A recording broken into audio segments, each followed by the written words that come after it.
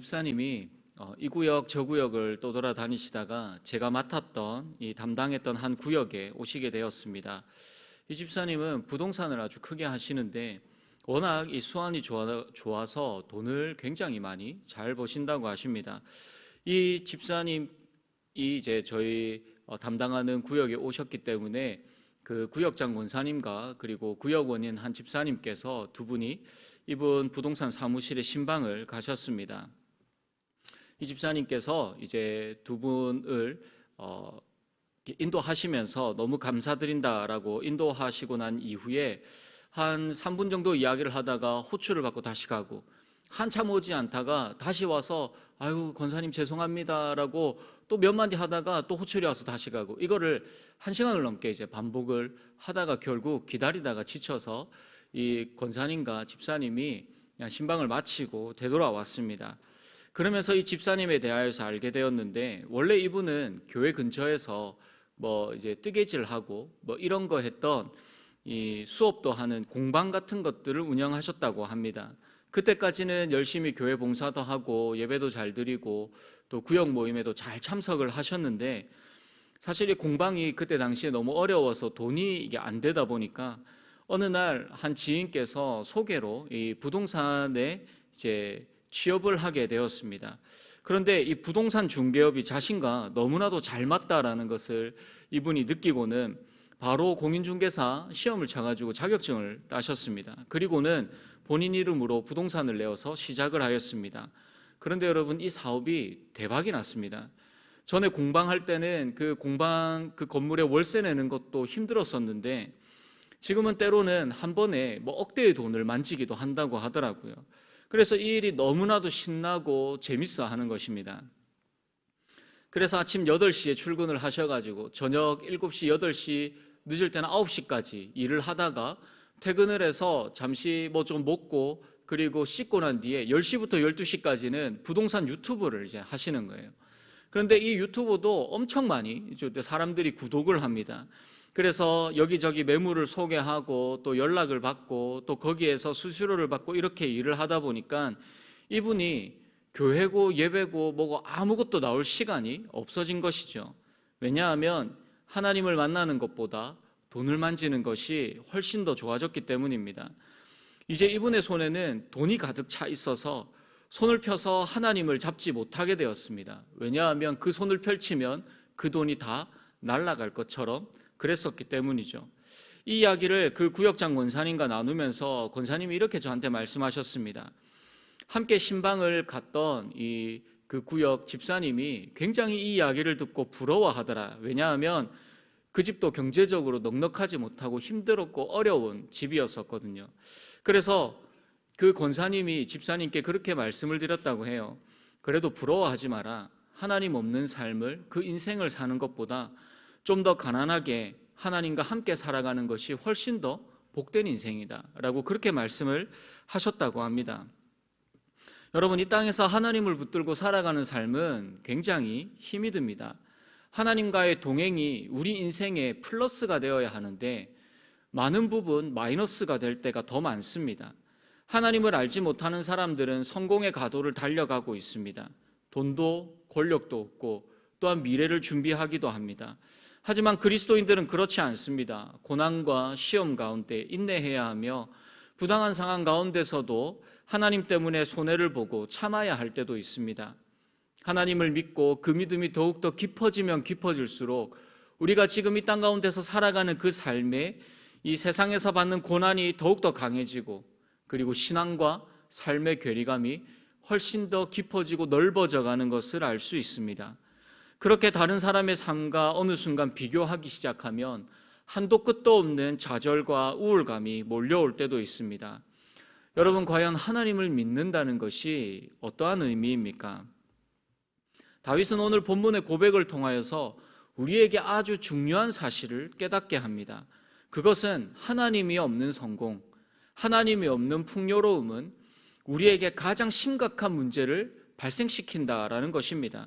이 문제는 세상의 그 어떠한 것들을 주어도 투자를 해도 해결할 수 없는 위급하고 그리고 심각한 종류의 문제입니다. 그리고 이 문제의 이름을 정의하자면 바로 공허함입니다. 이 공허함은 하나님의 부재, 하나님이 내 안에 없음으로 인하여서 생기는 문제입니다. 하나님은 전능하시며 누구보다도 우리를 잘 아시고 우리를 사랑하시고 우리의 삶을 선하게 인도하시는 하나님이십니다.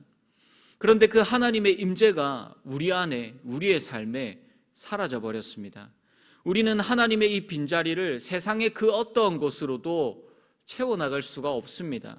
권력으로도, 사람으로도, 물질로도, 아니면 술과 담배로, 누군가에게 인정받음으로, 수많은 욕구로, 세상의 것들로 이 하나님의 빈자리를 계속해서 채워나가려고 하지만 그러면 그럴수록 더욱더 우리의 삶은 공허함에 빠지게 됩니다. 본문 1절 말씀입니다. 어리석은 자는 그의 마음에 이르기를 하나님이 없다 하는도다. 그들은 부패하고 그 행실이 가증하니 선을 행하는 자가 없도다. 다윗이 말하는 어리석은 자는 어떠한 자입니까? 그의 마음에 하나님이 없다라고 생각하고 자기 마음대로 행동하는 사람입니다. 어리석은 자의 이러한 내적 확신은 부패하고 가증한 행실로, 선을 행하지 않는 행동으로 나타납니다. 그런데 우리가 여기에서 생각해 보아야 할 것은 다윗이 오늘 본문에서 이야기하고 있는 어리석은 자가 과연 하나님을 알지 못하는 이방인들에게, 하나님을 모르는 사람들만 지칭하는 것입니까? 여러분, 그렇지 않습니다. 여러분, 이 시의 고백을 이스라엘 백성들이 읽고 묵상하는 것이라면 어리석은 자는 하나님을 믿는다고 이야기하는 저와 여러분들의 모습이기도 합니다. 로마서 1장 18절 이하의 말씀에서 어리석은 자의 특징을 우상숭배, 성적인 타락, 그리고 부도덕한 행동들로 설명을 하고 있습니다. 이러한 행동의 모든 특징이 무엇이냐고 하면 그 안에 하나님이 없다라는 것입니다. 어리석은 자의 삶은 곧 하나님이 없는 삶을 살아가는 것입니다. 물론 사람들마다 살아가는 생각, 행동, 가치관들의 어떠한 편차들이 있겠지만 그럼에도 중요한 것은 이들의 중심에 하나님이 없다라는 것이 확실하다는 것입니다. 그들의 시선은 오로지 자신의 유익과 만족과 인정에 고정되어져 있으며 하나님이 아닌, 때로는 하나님과 또 다른 것들을 함께 채우려고 노력합니다. 본문 2절 말씀입니다. 여호와께서 하늘에서 인생을 굽어 살피사 지각이 있어 하나님을 찾는 자가 있는가 보려 하신즉, 하나님께서 하늘에서 모든 사람들의 인생과 삶을 살펴보고 계시는데 지금 어떠한 사람을 찾고 계십니까?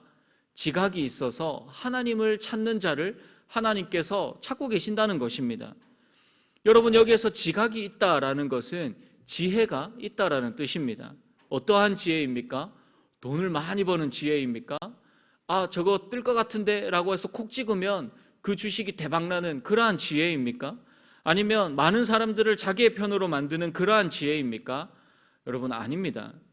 하나님이 살아계시며 나의 삶의 역사에 계시고 전능하신 하나님의 능력의 손을 붙들고 내가 살아가고 있음을 입술로 고백하고 마음으로 고백하며 삶으로 살아가는 자, 그가 바로 참된 지혜자, 하나님은 이러한 지혜자를 찾고 계십니다. 그런데 여러분, 하나님이 보시기에 그 결과가 너무나도 참담합니다. 본문 3절 말씀을 보시면 다 치우쳐 함께 더러운 자가 되고 선을 행하는 자가 없으니 하나도 없도다. 하나님을 믿는다, 하나님을 사랑한다 라고 말을 하는 사람들은 많지만 정작 이 땅에 하나님의 지혜를 의지하며 하나님의 손을 붙들고 살아가는 자가 없다, 찾아보기가 너무나도 힘들다라고 말씀하십니다. 그렇기에 지금 우리들에게 하나님을 믿는 것과 저 하나님을 믿지 않는 사람들과의 과연 차이점이 무엇입니까? 무슨 차이가 있습니까? 믿지 않는 자의 성공과 욕망과 미래를 향한 수많은 계획들을 부러워하면서 우리는 살아갑니다. 하나님이 없기에 양심의 가책이 없고 마음대로 살아가고 하고 싶은 대로 살아가는 그들을 따라다닙니다. 하나님은 그들을 향하여 어리석은 자, 지혜가 없는 자라고 책망하고 계십니다. 왜냐하면 그들의 시선은 오직 지금 내 눈앞에 보이는 것만 찾고 만지고 채우려고 하기 때문입니다. 그들의 삶의 목적과 목표는 너무나도 뚜렷합니다. 돈, 사람, 행복, 즐거움, 쾌락 등 수많은 하나님이 없는 것들로 그의 인생들을 채워가려고 하기 때문입니다.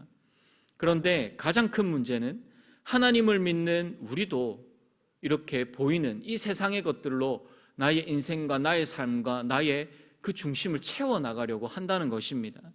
그리고 그러한 것들을 부러워하고 열심을 다합니다. 나의 성공과 눈에 보이는 것들의 풍요로움을 추구하면서 우리도 살아갑니다. 때로는 내 자녀의 성공이 나의 성공이며 나의 축복이라고 생각을 합니다. 그래서 나의 자녀를 통하여서 나의 성공을 이루고자 할 때도 있습니다. 그렇기에 우리는 세상과 하나님 앞에서 우리의 마음이 두 쪽으로 나누어진 그 삶을 살아가고 있습니다. 내가 필요할 때 하나님을 찾지만 그 하나님은 단지 나의 욕망과 나의 욕심과 나의 행복을 채워줄 도구로밖에 사용하지 않습니다. 그래서 시편의 저자는 이렇게 한탄합니다. 여호와를 부르지 아니하는도다. 여호와를 아무도 부르지 아니하는도다. 여러분, 이 말씀은 새벽을 깨우고 저녁에 모여서 기도하고 예배드리는 수많은 교회와 성도들을 향한 하나님의 외침입니다. 여호와를 아무도 부르지 아니하도다. 이렇게 우리의 마음이 하나님과 단절되는 순간 그것을 마음의 부패라고 합니다. 하나님이 주신 은혜를 나의 것으로 생각하고 살아가는 부패를 우리가 이 땅 가운데서 지금 경험하고 있지 않습니까? 하나님이 주신 그 수많은 축복들을 내 배를 불리기 위하여, 나의 가족의 안위를 위하여 사용하고 쓰고 있는, 하나님과는 전혀 상관없는 그 삶을 살아가고 있으면서도 하나님의 축복만을 바라고 있는 부패된 삶을 우리가 살아가고 있지 않습니까? 이렇게 하나님을 떠난 어리석은 자는 두 가지를 알 수 없습니다. 첫 번째는 하나님은 의인의 세대와 함께 하신다는 것입니다. 본문 5절 말씀입니다. 그러나 거기서 그들은 두려워하였으니 하나님이 의인의 세대에 계심이로다. 수많은 것들로 자신의 삶을 채워가려고 하지만 하나님이 없는 그들의 인생과 삶에 하나님이 주실 것은 두려움밖에 없습니다. 다른 사람들보다 더 많은 것들을 가지고 누리고 자랑하지만 우리의 마음 가운데 항상 두려움으로 혹시나 채워져 있지 않습니까? 더 많은 것들을 이루고 높아지려고 하지만 그럼에도 불구하고 계속해서 내 가운데 남아있는 것은 공허함과 이러한 것들을, 내가 쌓아놓은 것들을 빼앗길 것만 같은 그러한 두려움으로 가득 차 있는 삶을 살아가고 있지 않습니까? 여러분, 왜 그럴까요? 이유는 단 한 가지입니다. 우리의 삶에 하나님이 없기 때문입니다. 붙잡고 채우고자 하는 수많은 것들에 그 자리에, 그곳에 하나님이 계시지 않습니다. 내 눈이 하나님을 보고 있지 않고 하나님 없는 삶을 살아가는 자들을 부러워하기 때문입니다. 하나님은 지금 이 땅 가운데서 성공한 자를 찾지 않습니다. 유명한 자를 찾으시는 것이 아닙니다. 많은 것들을 쌓아놓은 자들을 하나님께서 부르시지 않습니다. 하나님은 의인의 세대, 전능하신 하나님의 살아계심을 믿고 그리스도를 바라보고 그 계명을 지키는 그 세대, 그 사람을 찾고 계십니다. 세상의 것을 좀 지기 위하여서 하나님을 놓으면 하나님은 우리를 그냥 내버려 두지 않으십니다. 수많은 상황들과 문제들로 계속해서 하나님을 찾고 또 찾고 찾도록, 그리고 하나님을 붙잡도록 하나님은 계속해서 우리의 삶 가운데 역사하고 그 손을 뻗고 계신다는 것입니다.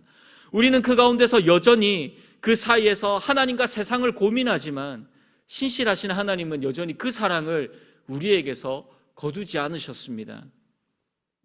우리를 사랑으로 굽어 살피시며 빨리 지금 돌아오라고 우리에게 말씀하실 때, 빨리 내 손에 가득 찐 것들을, 이 세상의 것들을 다 내려놓고 하나님의 손을 붙잡는 그 회복의 결단이 오늘 이 시간 충만하게 임하기를 주님의 이름으로 소원합니다. 두 번째는 가난한 자의 피난처가 되어 주십니다.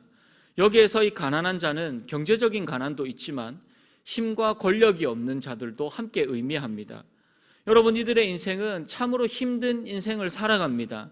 꼭 광야에서 떠돌아다니는 이스라엘 백성들과 같은 모습으로 살아갑니다. 광야 시절 이스라엘은 너무나도 초라합니다. 문명의 발전도 없고 집도 없고 하다못해 군사도 없고 무기도 없습니다. 이들은 하나님께서 지으라고 명하신 그 무거운 성막을 들고 그 광야의 떼약볕을 돌아다닙니다. 어디로 가야 할지도 모릅니다. 그래서 자신들의 미래가 어떻게 될지를 계획하지도 못합니다. 그러다 보니 좋은 기회를 놓치고 세상에 뒤처진 자로 살아가는 것 같습니다. 하지만 하나님께서 이들을 지키시고 보호하셨습니다. 또한 무엇보다도 이들의 피난처가 되어 주신다라고 하나님은 약속하셨습니다. 비록 하나님을 붙잡고 살아가는 것이 이 세상에서 보기에 뒤처지고 보잘것없어 보이지만, 그럼에도 하나님의 약속을 신실하게 붙잡고 살아가는 그 한 사람을 하나님이 더욱더 사랑하신다라고 우리에게 말씀하고 계십니다. 그렇다면 하나님으로 충만한 삶은 어떠한 삶입니까? 여러분, 제가 이 충만이라는 이 찬양을 듣고 묵상을 하다가 이 찬양이 어떻게 만들어졌을까 궁금해서 한번 찾아보았습니다.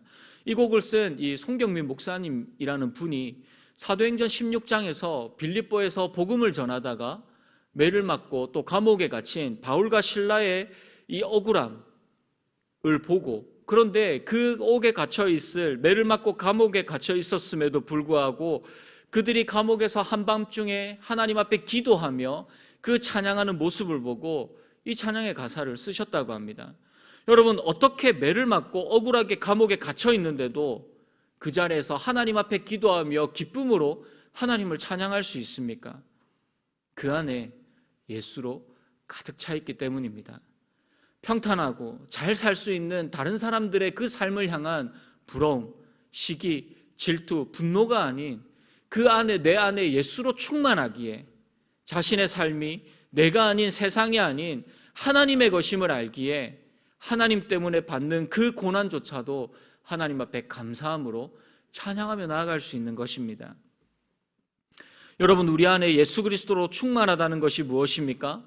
하나님으로 우리의 삶을 채워가며 우리의 피난처가 되시는 하나님을 의지하는 그 기쁨과 그 즐거움을 배워가는 자가 그리스도로 충만한 자입니다. 난 예수로 충만하네. 이 고백이 우리의 중심과 우리의 입술에 차고 넘칠 때에 우리에게 있는 수많은 문제들, 그 다른 문제들도 함께 해결해 나가시며 또한 인내하게 하시고 깨닫게 하시는 피난처 되신 예수 그리스도의 놀라운 사랑과 위로와 평안을 누리는 사랑하는 저와 여러분들의 그 삶의 고백과 그 발걸음이 되기를 주님의 이름으로 소원합니다. 말씀을 정리하겠습니다. 여러분, 우리는 자꾸 누군가 비교하며 또 어떤 사람과 비교당하며 살아갑니다. 나보다 더 행복한가? 나보다 저 사람이 더 많은 것들을 가지고 있는가를 생각하면서 때로는 채움을 위하여서 다른 사람들을 가해하고 빼앗는 것이 당연하게 여겨지는 이 시대를 우리는 살아가고 있습니다. 우리가 이것을 부러워하면 우리의 시선은 자연스럽게 세상을 통하여서 나 자신을 바라보게 됩니다. 그러면 또 자연스럽게 좌절과 절망이 찾아옵니다. 왜 그렇습니까? 이 세상의 기준에는 행복과 위로와 평안이 없기 때문입니다. 하나님이 주시는 참된 행복과 위로와 평안이 없는 그곳에 우리의 시선을 맞추어 놓고 살아가고 있지 않습니까? 하나님이 우리에게 원하시는 중심과 참된 지혜는 저 사람은 하나님 없어도 잘 되네, 행복하네, 부럽다, 나도 그렇게 해야지, 아니면 하나님 없이도 잘 되네, 싹 다 망해버렸으면 좋겠다, 그래야지 하나님의 공의가 서지, 이런 것이 아닙니다. 그러한 자들을 보면서 나도 그렇게 되고 싶은 마음, 세상적인 가치 기준을 따르고 싶은 모든 유혹을 다 누르고 나의 시선을 하나님께 두기를 힘쓰고 애쓰는 자가 하나님이 찾으시는 지각이 있는 자, 지혜로운 자입니다. 그래서 참된 지혜자는 이 땅에서 가장 소중하고 가장 중요한 것이 무엇인지 잘 알고 있습니다. 이것이 세상의 것들은 다 필요 없다, 무소유를 실천해야 된다, 이러한 이야기를 하는 것이 아닙니다. 그것에 집착하여서 손에 꽉 쥐고는 정작 하나님의 손을 붙잡지 못하고 그 손을 펴지 못하는 그러한 어리석은 자가 되지 말라고 우리에게 말씀하고 계십니다. 가정, 자녀, 직장, 나의 행복 등등 이러한 것들이 하나님의 손을 붙잡지 못하게 하도록 그냥 그렇게 놔두지 마시기 바랍니다. 하나님이 아닌, 하나님이 없는 모든 것은 다 중독이며 우리의 영혼과 우리의 삶을 죽이는 것입니다. 세상의 성공을 부러워하여 그것에 목숨을 걸고 살아가는 것은 쓰레기장에서 더 좋은 쓰레기를 찾고자 노력하는 것과 같습니다.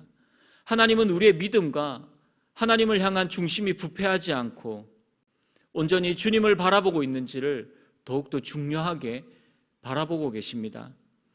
하나님의 백성들을 굽어 살피시며 임재하시는 하늘 보좌에 계신 하나님께 간구하는 것이 성도의 저와 여러분들의 가장 큰 위로이며 힘이며 하나님이 우리에게 주신 최고의 권력임을 알고 우리의 시선과 우리의 주권을 온전히 하나님 앞에 두고 살아가는, 하나님께서 지금 이 땅 가운데 지금 이 시대에 찾으시는 참된 지혜자의 삶을 살아가는 사랑하는 우리 장전중앙교회 모든 성도들의 삶과 그 기도가 되기를 주님의 이름으로 축복합니다.